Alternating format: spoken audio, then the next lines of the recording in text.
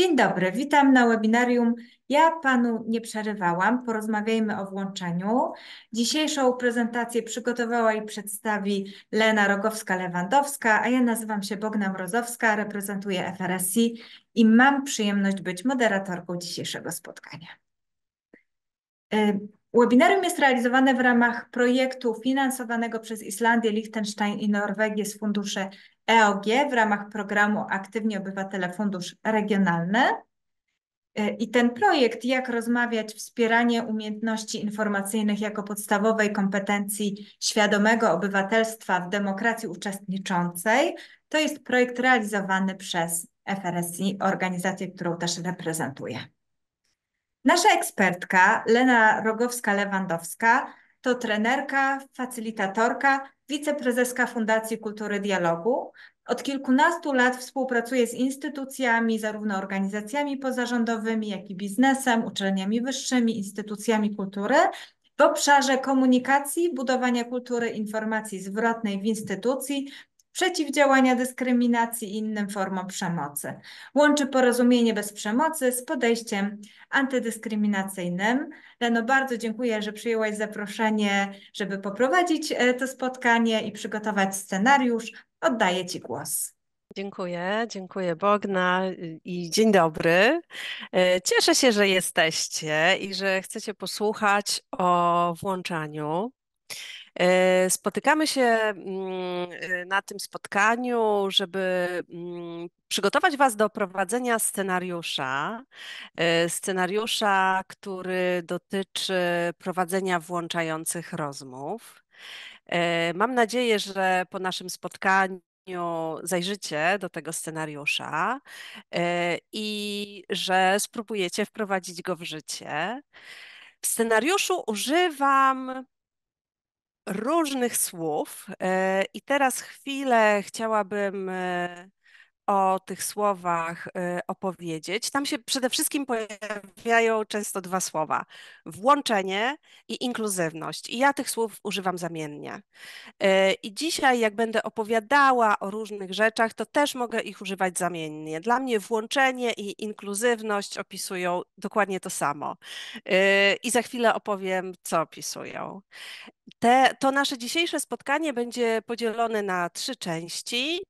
Najpierw narysuję taki duży obrazek, to znaczy, co to jest włączanie społeczne, co to jest włączenie społeczne, co to jest inkluzywność. I narysuję ten duży obrazek, żebyśmy potem mogli wyraźniej zobaczyć, czym są włączające rozmowy. Spotykamy się dzisiaj też dlatego, że powstał model prowadzenia rozmów i ja często prowadzę rozmowy i uczę osoby prowadzenia rozmów i dla mnie taką szczególnie ważną rzeczą w rozmowach jest to, żeby one były włączające. I niedługo opowiem o tym, jak ja rozumiem to, że rozmowy są włączające. A później przejdziemy do scenariusza i opowiem o tym, z jakich kroków się składa i o czym warto pamiętać, realizując ten scenariusz, a potem będzie czas na pytania i odpowiedzi.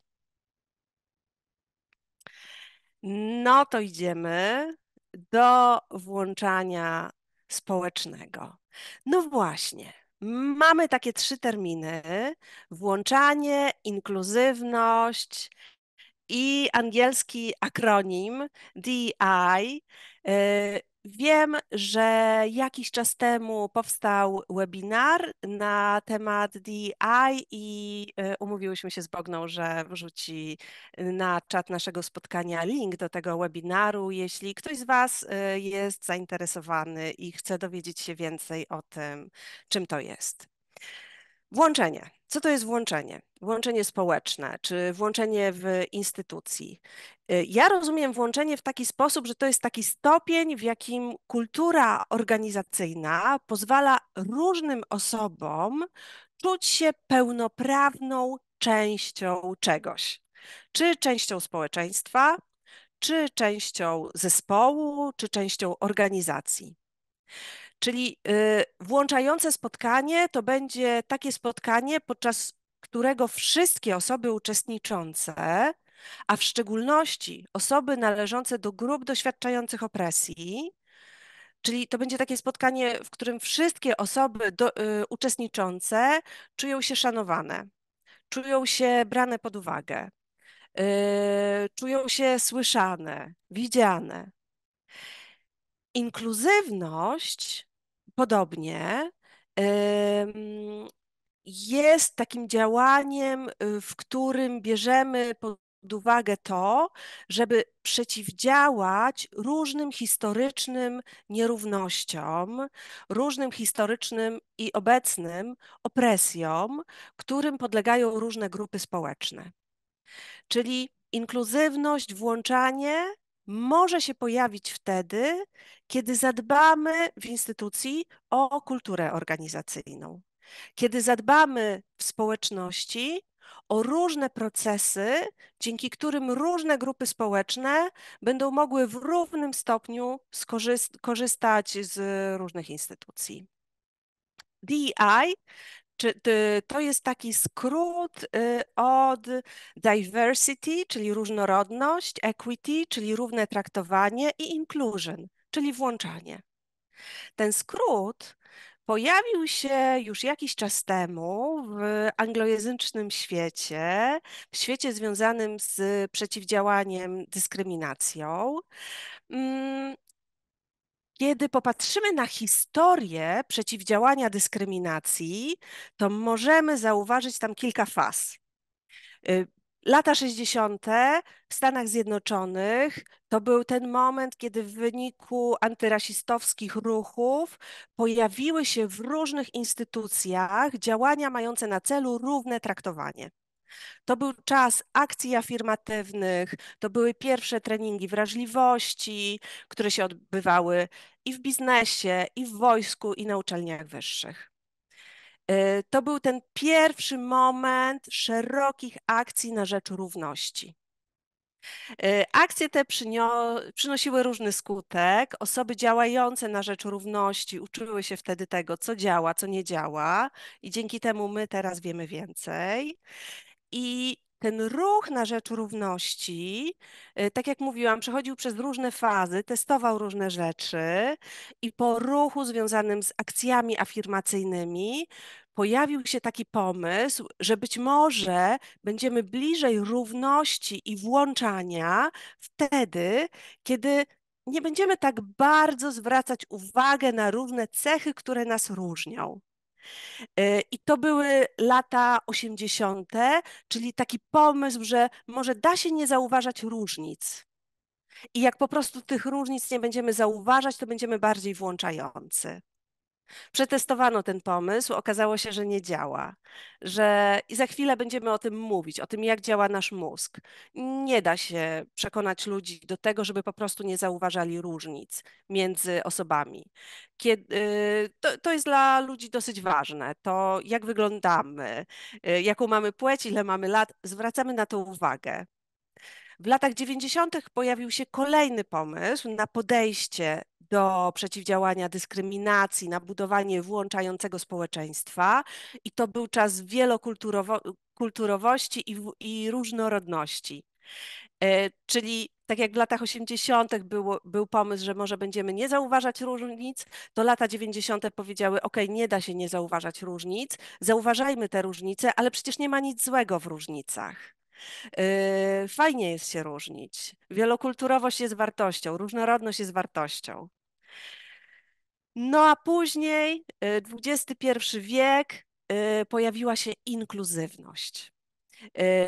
Czyli po latach 90., które zauważyły różnice, doceniły różnice, okazało się, że nie wystarczy, że my widzimy, że jesteśmy różni i przypisujemy temu wartość, widzimy w tym wartość, że ważna jest też inkluzywność. Czyli różnorodność to jest takie słowo klucz lat 90., a teraz mówimy raczej o różnorodności i włączaniu, bo różnorodność to jest samo podnoszenie liczby ludzi z grup mniejszościowych. w różnych instytucjach, w różnych sytuacjach. To nie wystarczy, żeby te osoby czuły się cenione i szanowane.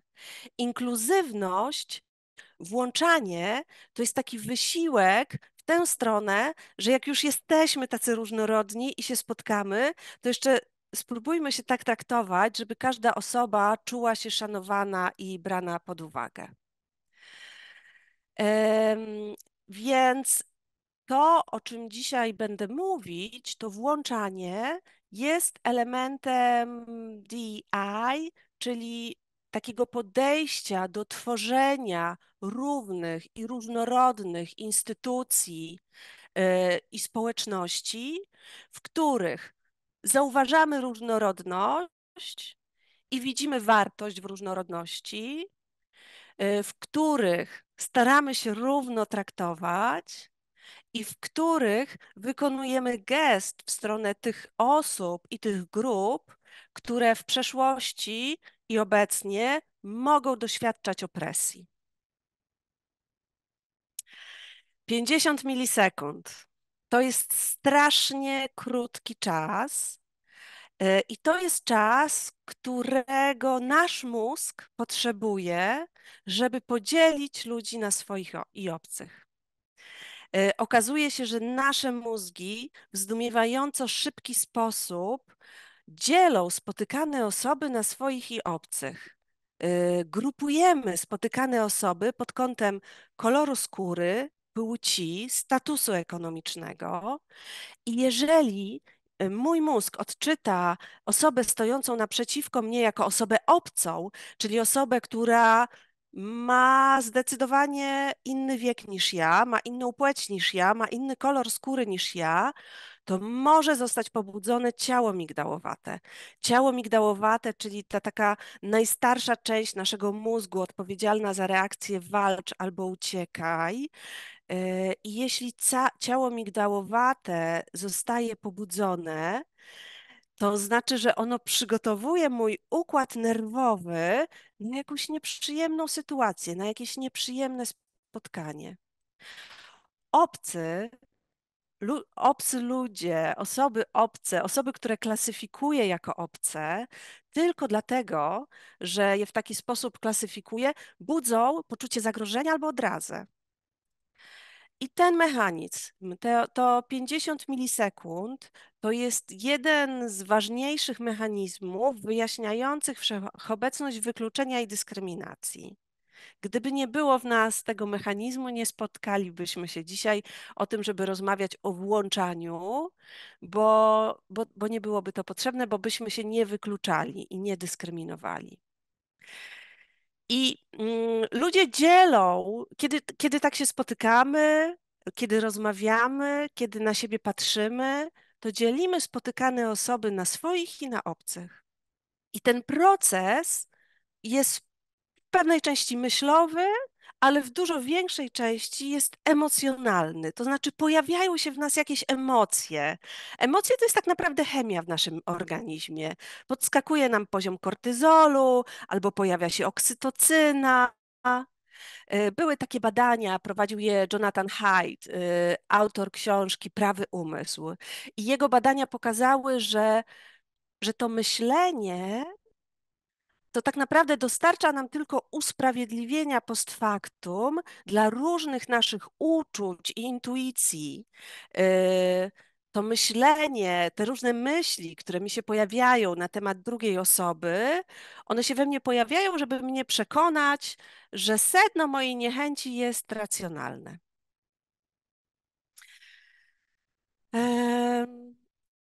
I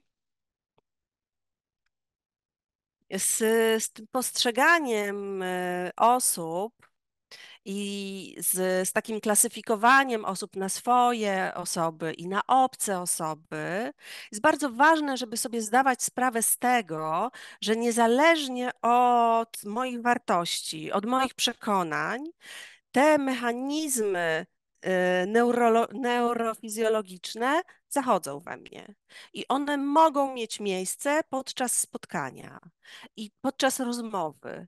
I to, czemu się dzisiaj przyglądamy, to jest szukanie sposobów na to, żeby przekonać te nasze gadzie umysły, gadzią część naszego mózgu do tego, że nie ma się czego bać.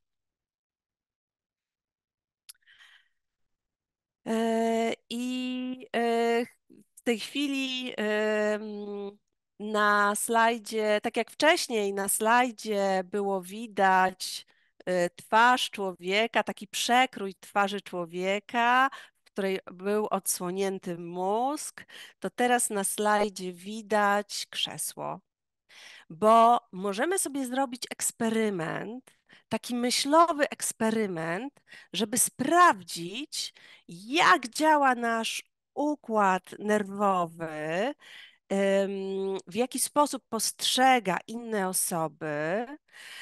Mm, Wyobraźcie sobie taką sytuację. Ja wiem, że teraz pewnie większość z Was siedzi sobie w domu albo w bibliotece na swoich własnych krzesłach. Wyobraźcie sobie, że siedzicie na widowni, obok Was siedzą inne osoby i ja Was proszę w tej chwili, żebyście wstali i usiedli na krześle osoby, która siedziała obok Was.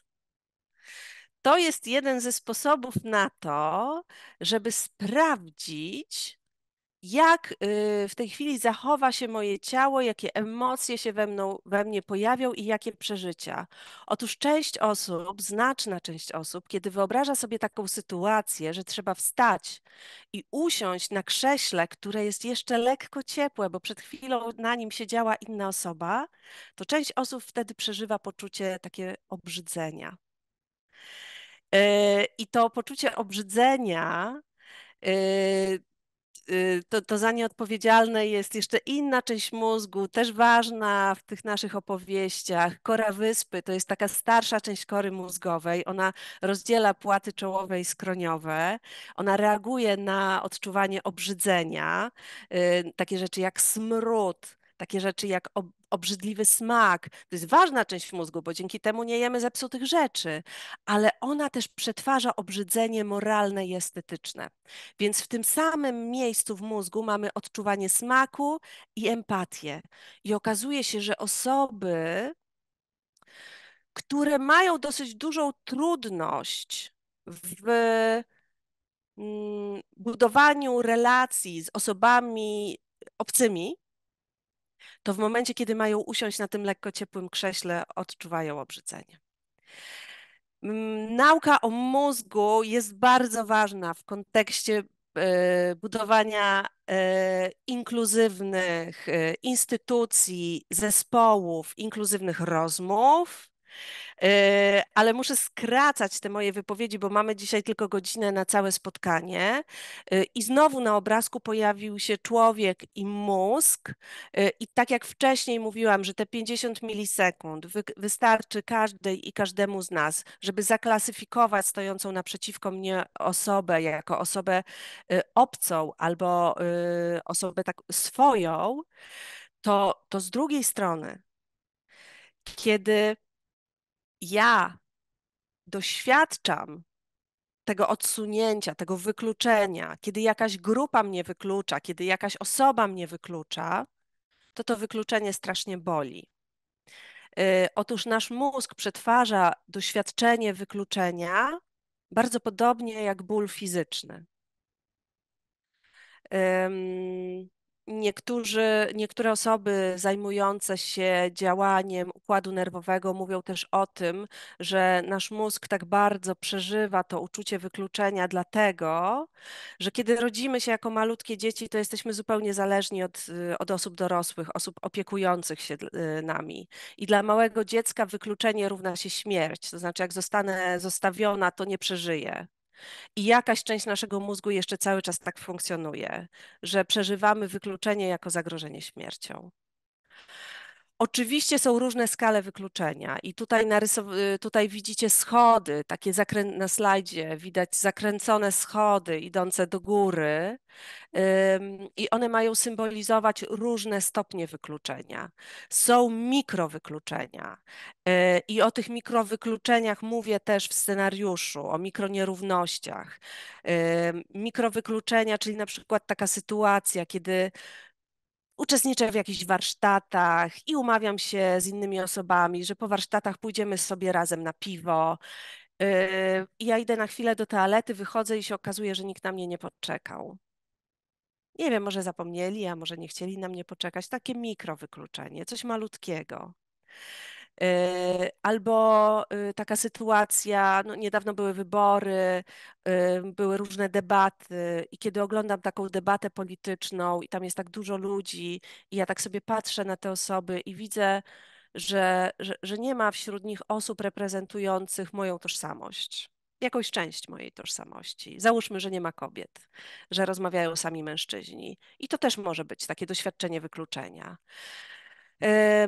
Wykluczenie może wyglądać bardzo różnie.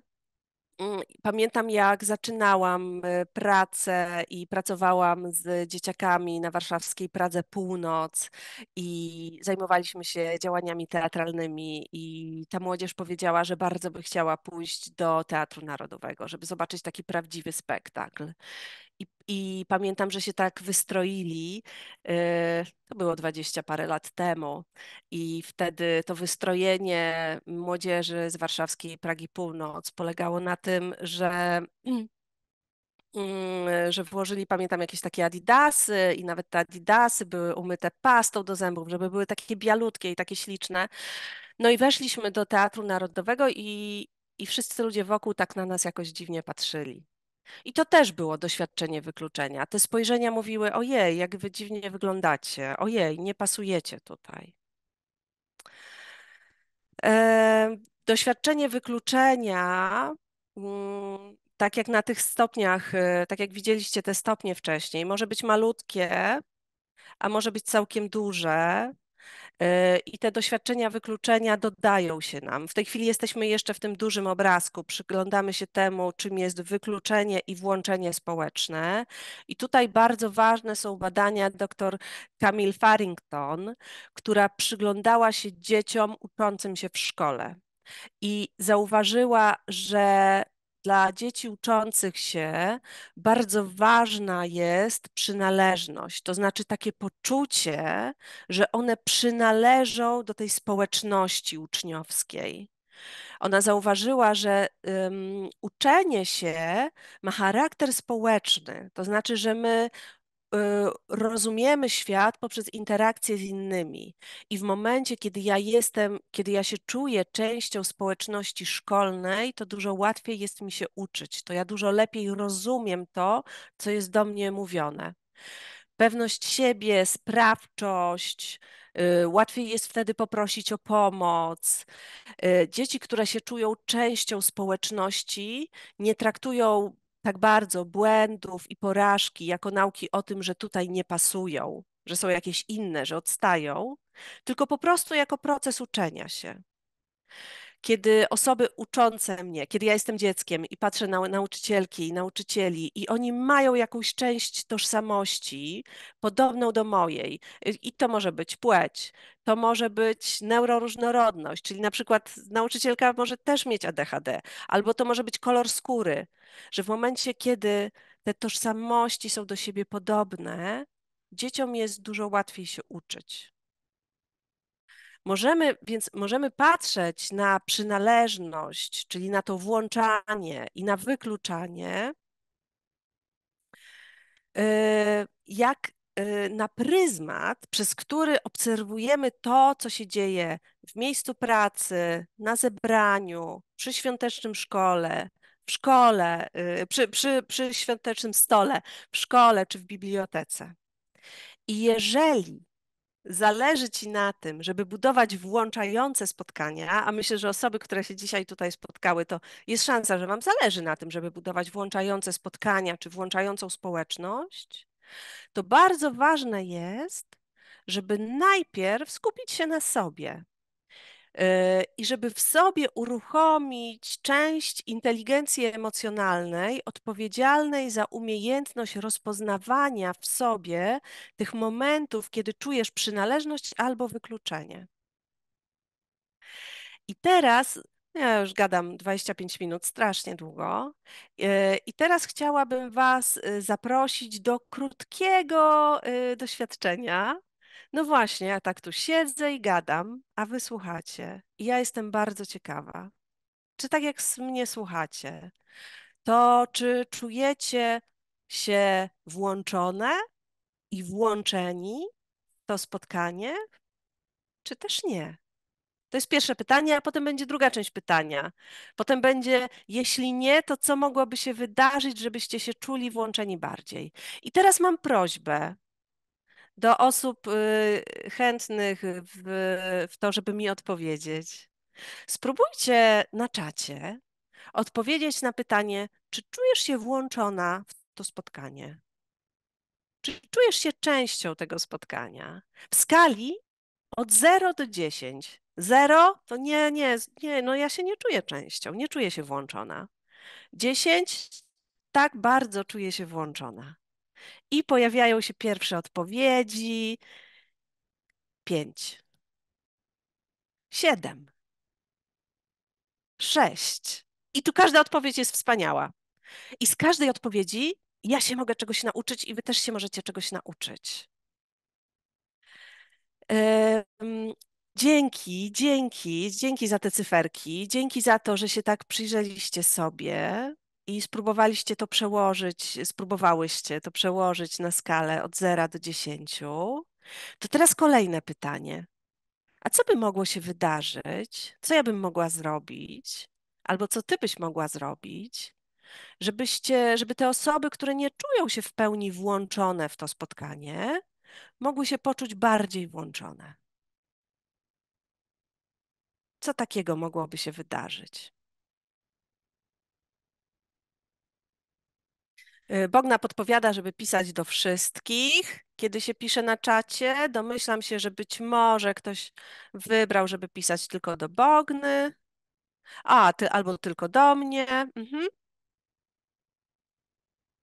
Jestem ciekawa, czy przychodzą Wam do głowy jakieś pomysły, co mogłoby się wydarzyć, żebyście się czuli bardziej zaangażowani. Paulina pisze, że żeby zaangażować wszystkich w dyskusję. No właśnie, no właśnie. Dzięki, Paulina. No tak, żeby osoby mogły czuć się bardziej włączone w to, co się tutaj dzisiaj dzieje, to fajnie by Was było zaangażować. No, teraz dopiero zadałam Wam pierwsze pytanie. Moglibyśmy zacząć rozmawiać. No właśnie, to nie jest rozmowa. Ja tutaj po prostu gadam.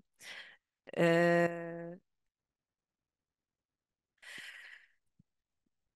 I na szczęście pod koniec naszego spotkania będzie 15 minut na to, żebyście mogli mi zadawać pytania i mam nadzieję, że wtedy wasze poczucie włączenia się w to wydarzenie jeszcze wzrośnie. A teraz idę już dalej i przechodzimy do drugiej części naszego spotkania, włączające rozmowy. Najpierw narysowałam duży obrazek, opowiedziałam troszeczkę o różnych przejawach wykluczenia, a teraz przechodzę już do rozmów. Spotykamy się tutaj dlatego, że powstał model budowania dialogu i pewnie część z Was czytała, bardzo ciekawa publikacja o tym, jak rozmawiać. I tam też kilka razy pojawiają się różne wątki związane z włączaniem i wykluczaniem. Mm, Na przykład w momencie, kiedy jest mowa o zasadach. Zasady pełnią bardzo ważną rolę i zasady mogą służyć włączeniu. Chciałabym Wam teraz chwilę opowiedzieć o zasadach. Ale zanim, to w modelu dialog jest scharakteryzowany w taki sposób, że dialog to spotkanie co najmniej dwóch osób. Jest tam również napisane, że dialog ma to do siebie, że ludzie czują się w nim równi, niezależnie od wieku, płci, stanowiska i społecznego prestiżu. Wydaje mi się to strasznie ważne i żeby osoby mogły się czuć równe w dialogu, bardzo ważne są zasady. I teraz chwilę o tych zasadach. Czytałam kiedyś o tym, w jaki sposób prezydent Stanów Zjednoczonych, Obama, mm, w jaki sposób on uczestniczył w konferencjach prasowych. Otóż zauważył, że podczas konferencji prasowych częściej zadawali mu pytania mężczyźni. Więc Barack Obama postanowił tę sytuację zmienić i pewnego razu zaproponował nową zasadę. Powiedział, że będzie odpowiadał na pytania zadawane na zmianę przez kobiety i przez mężczyzn. I jeżeli żadna kobieta nie będzie mu zadawała pytania, to on po prostu będzie czekał i będą stali w ciszy. Włączającym spotkaniom służy wyrównywanie gości. O co tutaj chodzi? Nie chodzi o to, żeby osoby stały się takie same, tylko chodzi o to, żeby osoby uczestniczące miały równe szanse udziału. I mogłoby się wydawać, że przecież i kobiety, i mężczyźni mieli równe szanse na to, żeby zadawać pytania podczas konferencji. Ale jednak kobiety odzywały się rzadziej. I można by było uznać, że ponieważ kobiety odzywają się rzadziej, to być może wynika to z ich natury, może były mniej przebojowe, mniej odważne, mniej pewne siebie, ale można też uznać, że jest to przejaw jakiegoś uczenia się społecznego czy kultury patriarchalnej, w którym kobietom, w którym mężczyznom z różnych powodów jest łatwiej mówić publicznie. Więc pierwsza rzecz, która może sprzyjać włączającym rozmowom, to są zasady. I w scenariuszu, do którego za chwilę przejdziemy, ja też piszę o różnych zasadach.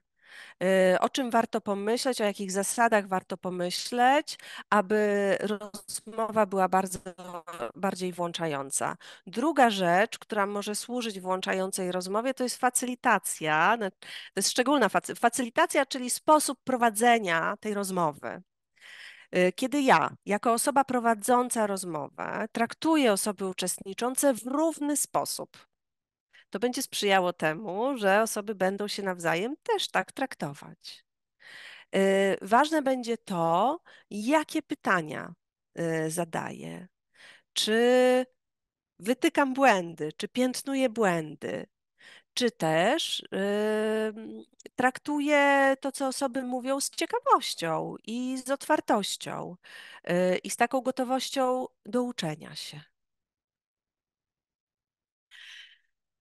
Jednym z ważniejszych badań dotyczących warunków włączającego spotkania jest badanie Gordona Alporta. I za chwilę o nim powiem. Czyli na poprzednim slajdzie mówiłam o facylitacji i tam symbolizowała nam tę facylitację tańcząca para, a teraz na slajdzie mamy twarz Gordona Alporta. Alport zastanawiał się nad możliwością tego. Alport działał po II wojnie światowej i zastanawiał się, w jaki sposób mogą się pojednać Niemcy i niemieccy Żydzi. I sformułował wtedy hipotezę kontaktu, która mówi o tym, że jeśli są osoby, które żywią wobec siebie uprzedzenia, stereotypy, niechęć, to one muszą się spotkać, żeby to się mogło zmienić, ale to spotkanie musi się odbyć pod pewnymi warunkami. I Alport wymienił 4 warunki i to będą takie warunki, że te grupy, które się spotykają, to nie rywalizują, tylko współpracują. I mają wspólny cel, do którego dążą. I ich działania mają poparcie władzy albo autorytetu, i obie grupy spotykające się mają równy status. I to, co jest bardzo ciekawe, to to, że to badanie Gordona Alporta, ta hipoteza była sformułowana już no dawno, dawno, ponad 50 lat temu i od tego czasu była wielokrotnie testowana i się okazuje, że to działa. To znaczy, że jeśli mamy grupy, które są od siebie daleko, które się wykluczają, które się dyskryminują i zależy nam na tym, żeby te grupy zintegrować, żeby osoby doświadczające do tej pory opresji doświadczyły włączenia, to jeśli zorganizujemy spotkanie zgodnie z tymi warunkami wymienionymi przez Gordona Alporta, to jest duża szansa, że coś zmienimy. I z tych 4 warunków, które wymieniłam, pewnie jeden z najtrudniejszych, wszystkie są trochę trudne, ale trudny dla mnie był ten warunek związany z tym, że grupy spotykające się mają równy status podczas spotkania.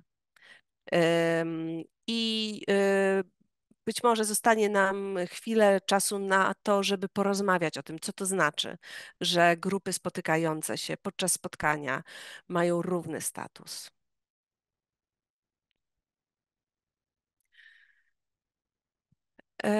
A teraz na slajdzie pojawiła się okładka książki, na której jest portret Mariny Abramowicz. To jest jej autobiografia. Marina Abramowicz, czyli performerka, artystka, ona bardzo dużo uwagi w swojej sztuce poświęciła właśnie spotkaniom, właśnie temu, w jaki sposób osoby mogą się spotykać, żeby nawiązywać głęboki kontakt, żeby czuć się włączone w to spotkanie. I Marina dużo uwagi poświęciła wyrównywaniu osób uczestniczących. I jeśli jesteście ciekawi, to ja bardzo zachęcam do przeczytania tej książki. Tam jest bardzo dużo przykładów tego, jak ona to wykorzystywała w sztuce, ale dzisiaj rozmawiamy o włączających spotkaniach. Marina Abramowicz w bardzo ciekawy sposób zorganizowała swoje 70. urodziny. Zależało jej na tym, żeby osoby spotykające się podczas jej 70. urodzin nie rozmawiały o głupotach, to znaczy nie podkreślały swojego statusu, żeby weszły w jakiś taki głębszy kontakt. I Marina Abramowicz każdej osobie wchodzącej na jej 70. urodziny zaklejała usta złotą taśmą. Bo miała taką hipotezę, że w momencie, kiedy my będziemy milczeć i na siebie patrzeć, to być może te procesy związane z włączaniem, z wchodzeniem w kontakt, z jakimś takim głębszym przeżywaniem spotkania będą miały miejsce. Czyli Marina przetestowała taką hipotezę, że milczenie może być też włączające.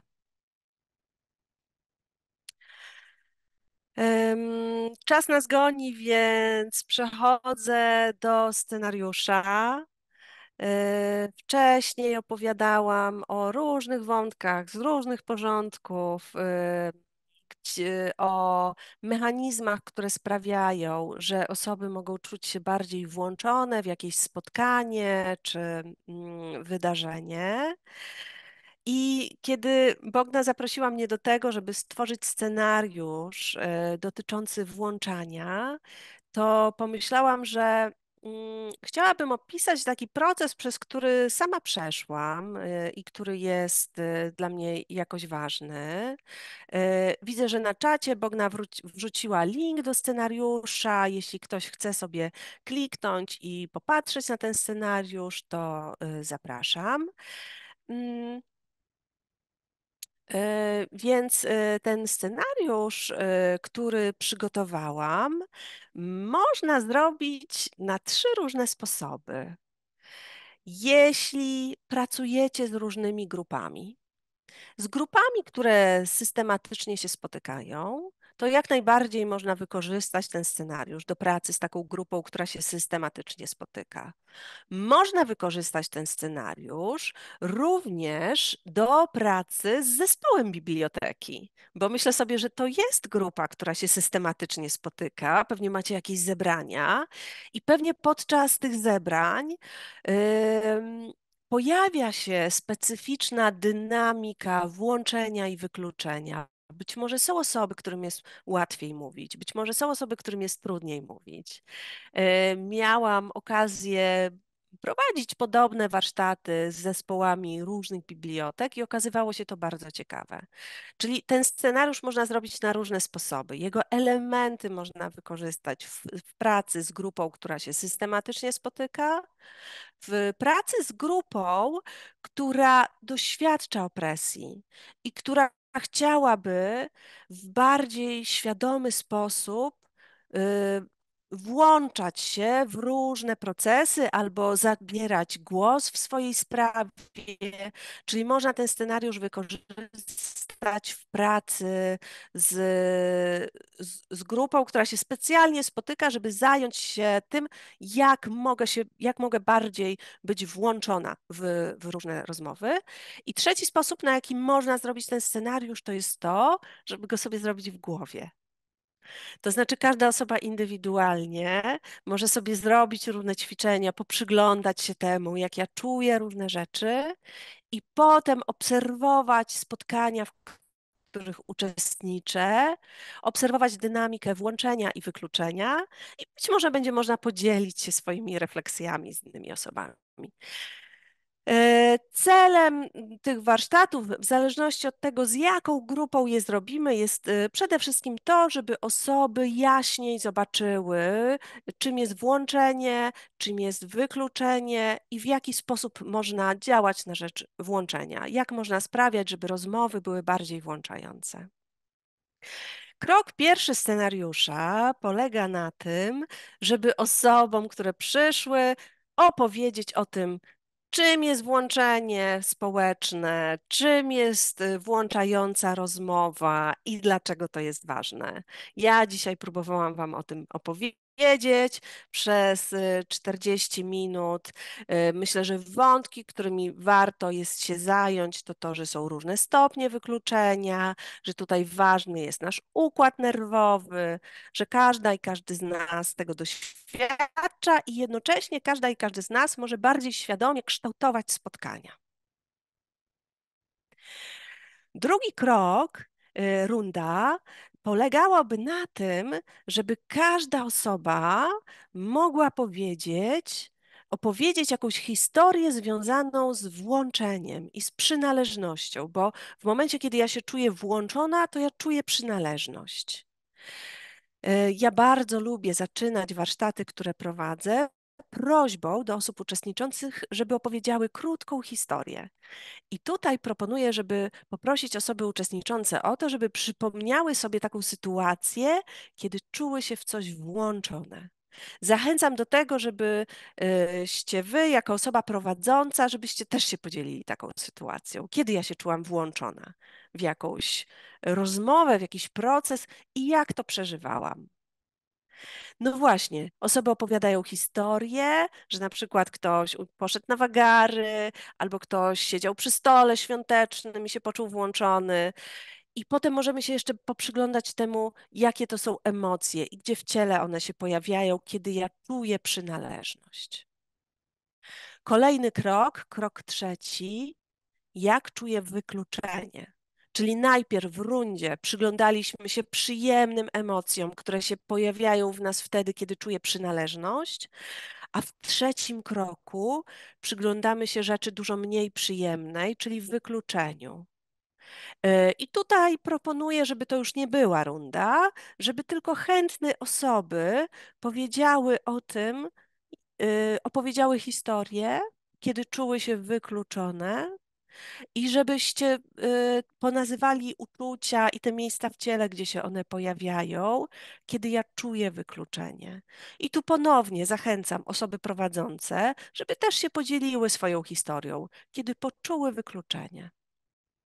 I krok czwarty, który można zrobić opcjonalnie, jeśli macie więcej czasu, można też sobie go zrobić indywidualnie. Jest fajne wystąpienie Brené Brown, czyli autorki zajmującej się wstydem, siłą i wrażliwością. Wystąpienie pod tytułem Potęga wrażliwości, w której Brené Brown mówi dużo właśnie o włączeniu i o wykluczeniu i o tym, w jaki sposób to na nas wpływa. Krok piąty. Czego potrzebuję, żeby czuć się włączona, włączony do rozmowy?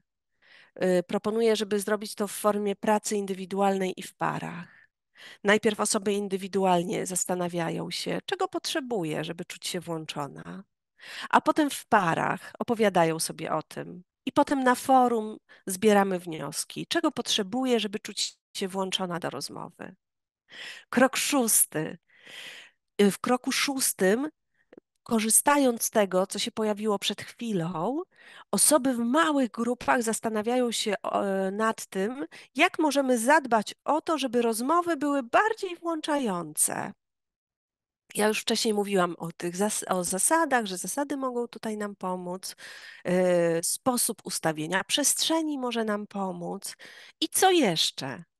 Osoby w małych grupach zastanawiają się nad tym, co możemy zrobić, żeby rozmowy były bardziej włączające. Jeżeli to się nie pojawi w poprzednim kroku, bo być może ktoś powie o mikronierównościach i mikroafirmacjach, to zachęcam, żeby podsumowując wnioski z poprzedniego kroku, opowiedzieć o tym, czym są mikronierówności. W scenariuszu jest krótka definicja mikronierówności, żeby opowiedzieć o tym, czym są mikroafirmacje i w jaki sposób możemy to wykorzystać do tworzenia włączających rozmów. I ostatni krok, krok ósmy, podsumowujemy to, co się wydarzyło podczas warsztatów. Można to zrobić w formie rundy. Każda osoba mówi o tym, co było dla niej ważne. Osoby mogą też się podzielić takimi refleksjami związanymi z tym, czy się czuły włączone do rozmowy podczas tych warsztatów, a następnie mogą stworzyć metaforę, która będzie tak obrazowo opisywała to, czym dla nich jest włączenie, poczucia bycia włączonym do rozmowy. I na tym ten warsztat się kończy. Ja widzę, że nam czas też szybko płynie, więc szybciutko tylko jeszcze dwa ostatnie slajdy, które przygotowałam. Jest taka artystka społeczna, Christine Wong-Yap, która przygląda się przynależności. Ona pracuje z bibliotekami w San Francisco i zebrała 100 historii związanych z przynależnością. Wydała ją w takiej książeczce i też takie badania przeprowadziła i napisała, że przynależność wydarza się wtedy, kiedy ludzie czują się bezpieczni, widziani i akceptowani. I myślę sobie, że to może być też taka wskazówka, w jaki sposób prowadzić włączające rozmowy. Czyli jeśli chcę, żeby rozmowa była włączająca, to powinnam zadbać o to, żeby ludzie czuli się bezpieczni, widziani i akceptowani. I na sam koniec wiedza o włączaniu, wykluczaniu, przynależności jest ogromna. Istnieje na świecie instytut zajmujący się badaniem włączania i wykluczania, Othering and Belonging Institute.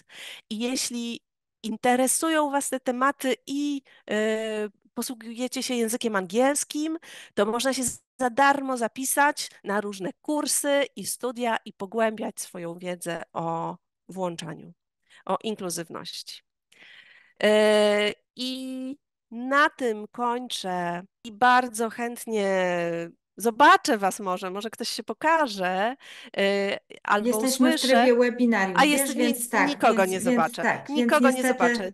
Okej. niestety jest to tak nagrywane i też ze względu jakby z troską o wasz wizerunek i o to, że będziemy później udostępniać to nagranie, mamy tryb webinaryjny.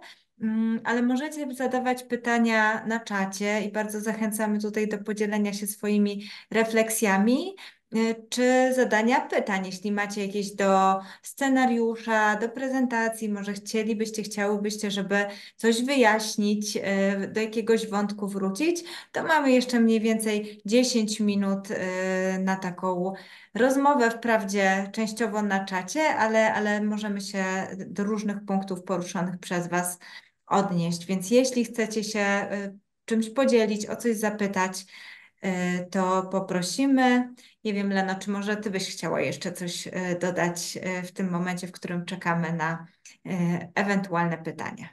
Wyczerpałaś temat. Wiesz co, tak, trudno jest mi w Mhm. tej chwili tak z lotu ptaka zobaczyć to, co Mhm. powiedziałam.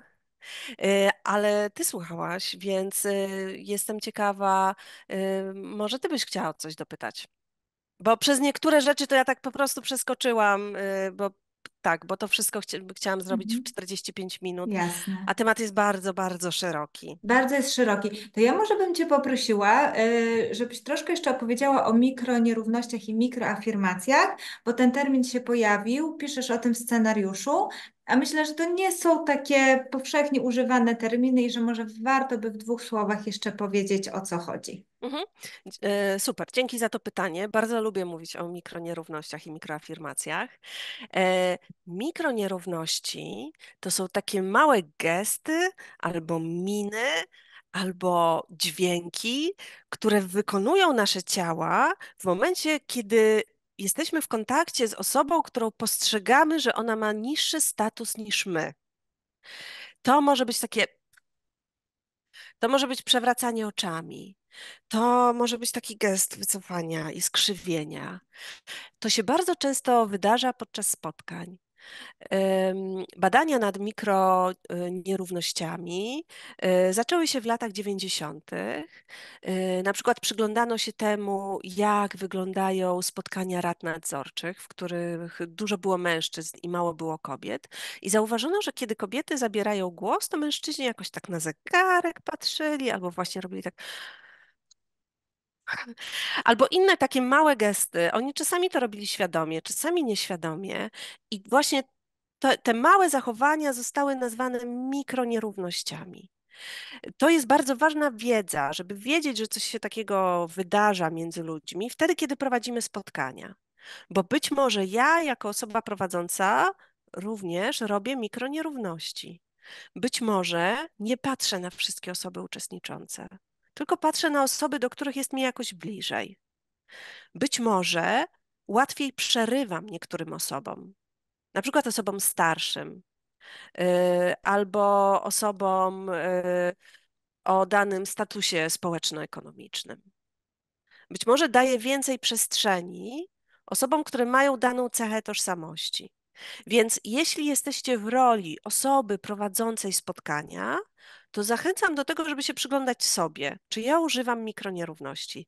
I jeśli się złapiecie na tym, że używacie, a raczej każdy z nas coś tam robi takiego i używa, to warto jest to zauważyć, bo to jest najprostszy sposób do tego, żeby to sobie obniżyć.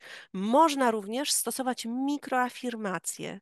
Czyli jeśli widzę, że jakaś grupa doświadcza opresji, jakiegoś nierównego traktowania podczas spotkania, częściej im się przerywa, albo jest im trudniej dojść do głosu, to mogę w świadomy sposób kierować moją uwagę, uważność w stronę tych osób i właśnie dawać im głos, patrzeć im w oczy, odzwierciedlać emocje na twarzy. Czyli mikroafirmacje to są takie małe wyrazy wsparcia, którego ja świadomie udzielam osobom, którym z różnych powodów jest trudniej uczestniczyć w jakimś spotkaniu.